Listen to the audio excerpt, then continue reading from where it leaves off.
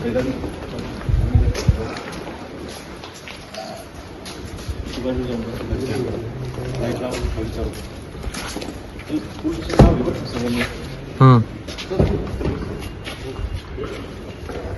चालू करू नाही लाईट चालू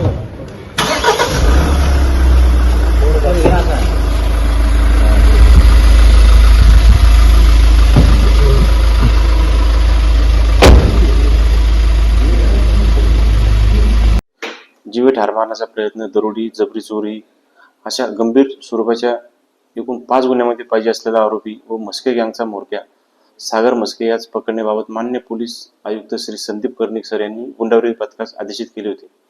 त्यानुसार आम्ही गुंडाविरोधी पथकाचे सर्व अंमलदारासह उपनगर पोलीस स्टेशन, नाशिक रोड किंवा इतर ठिकाणी माहिती काढून आरोपी सागर म्हस्केची माहिती काढली असता तो संगमनेर शहरात राहतो अशी माहिती मिळाली. संगमनेर शहरामध्ये कुठे राहतो याबाबत माहिती नसतानाही आम्हाला मिळालेल्या माहितीची आधारे आम्ही माननीय DCP crime sir Shri Prashant बच्चाव सर आणि माननीय ACP crime sir Shri Sandeep Mitke sir यांना माहिती देऊन त्यांच्या आदेशाने गुंडाविरोधी पथकाचे पोलीस अंमलदार विजय सूर्यवंशी, प्रदीप ठाकरे, भूषण सोनवणे, अक्षय गांगुर्डे, गणेश भागवत व राजेश राठोड असे पथक आम्ही संगमनेर शहरात दिनांक 10/3/2025 रोजी गेलो. दिवसभर आणि दिनांक 11/3/2025 अशी रात्र दिवस रात्र आम्ही त्या ठिकाणी तेथील स्थानिक गुन्हेगारांची किंवा स्थानिक लोकांकडून माहिती घेऊन नाशिकमधील असा गुन्हेगार इथे राहतो फिरतो का याबाबत माहिती घेतली असता संगमनेर शहरातील लक्ष्मीनगर या भागामध्ये तो राहत असल्याची आम्हाला माहिती मिळाली.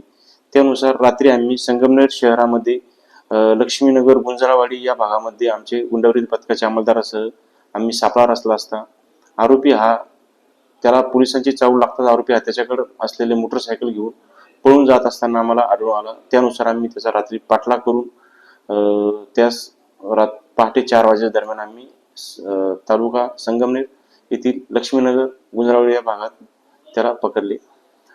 त्यास विचारपूस करता त्याच्यावर एकूण 5 गुन्ह्यामध्ये तो फरार असल्याची आम्हाला माहिती मिळाली.